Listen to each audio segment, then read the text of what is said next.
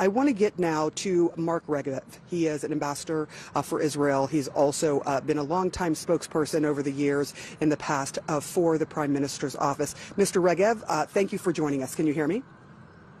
My pleasure, Sarah.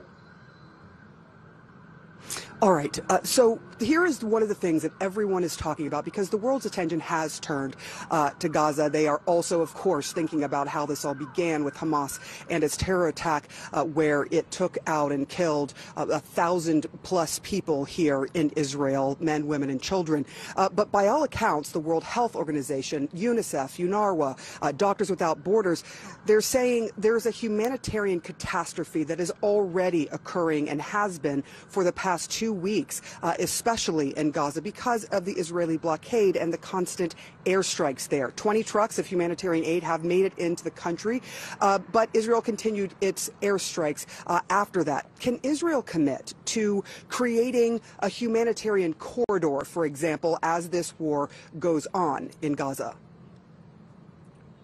Yes, that's what we hope to do. And what we're trying to create is a safer zone for people evacuating the north in the south.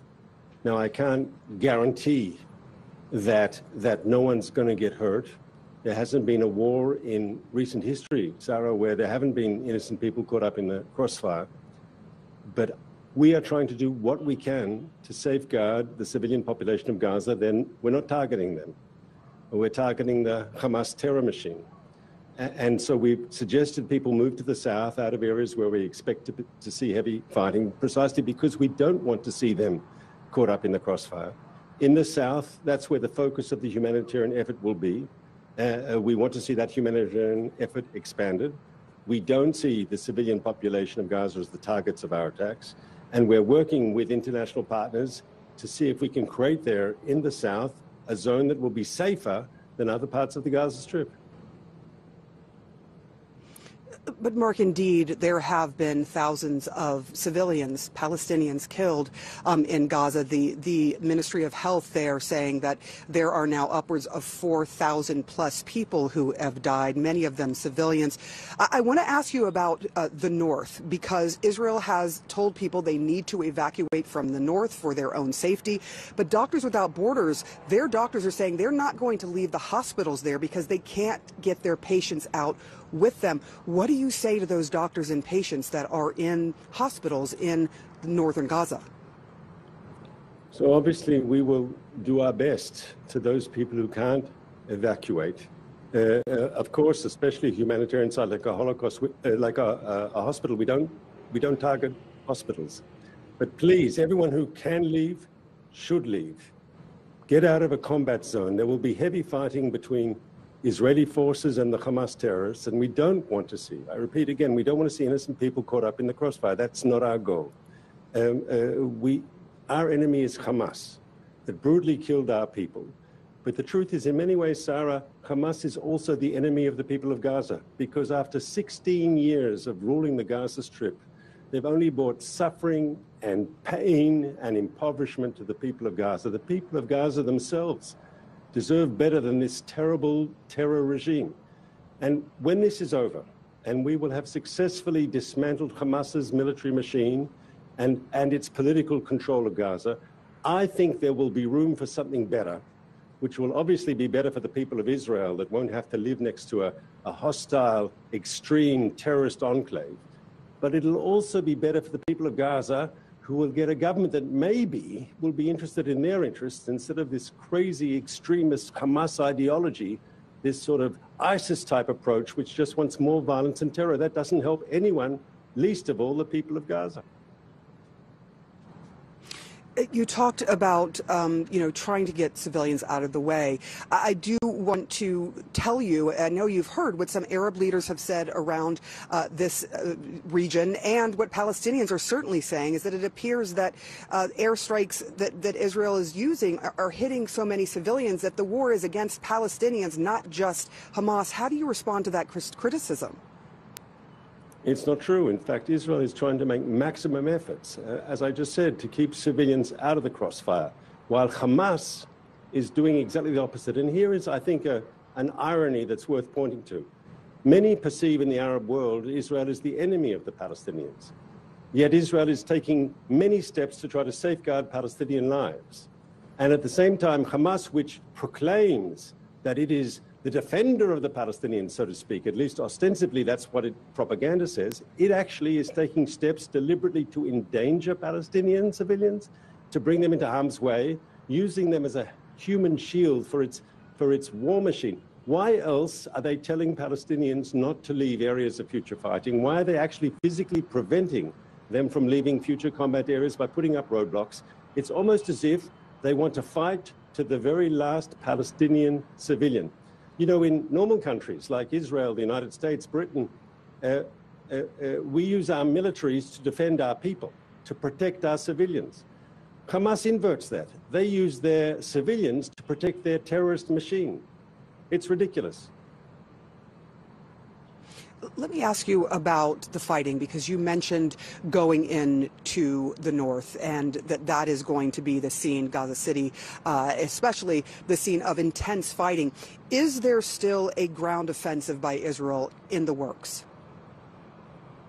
We're keeping all options on the table, and I think there's an expectation that there will be such an offensive, because ultimately, to clean out the terrorist infrastructure will require a ground presence. Now, I have no illusions. It will be a challenging operation. Hamas has been in power, as I said, for 16 years. They've built bunkers. They've built an underground network of tunnels. They've built up their defenses. I'm sure the place is full of booby traps. And they're, of course, embedded in civilian neighborhoods, using the civilian population as a human shield.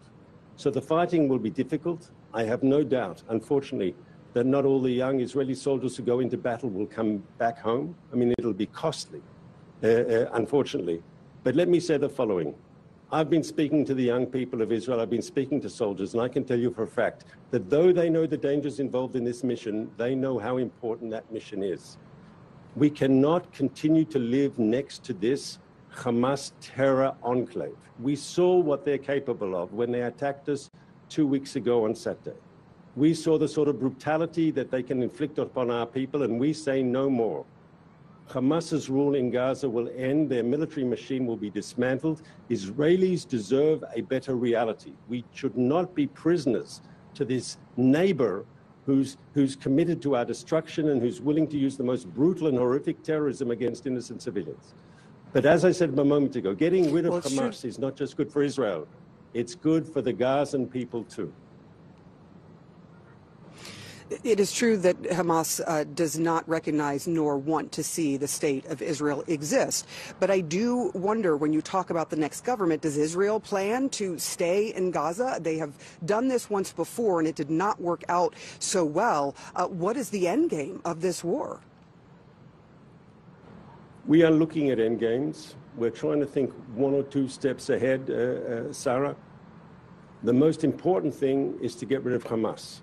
All the other options are superior to having Hamas remain in power. What will be the future status of the Gaza Strip after we get rid of Hamas? Different options have been on the table.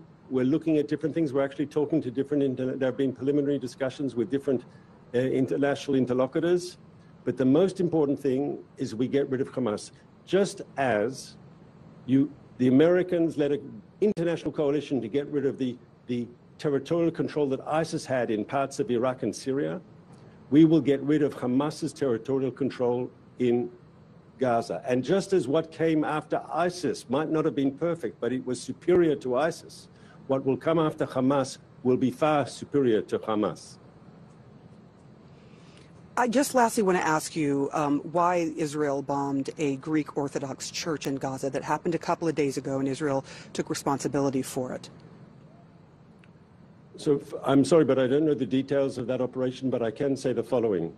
Hamas has a documented history of using civilian and even holy sites for its war machine. They've put missiles in mosques, and they've put missiles in schools. They've unfortunately have a historic record of behavior whereby they abuse places which are supposed to be places of learning or places of worship for their military machine, and if they do so, they cannot expect immunity. Ambassador Mark Regev, thank you so much for joining us here on CNN. Thanks for having me, Sarah. Much appreciated. All right.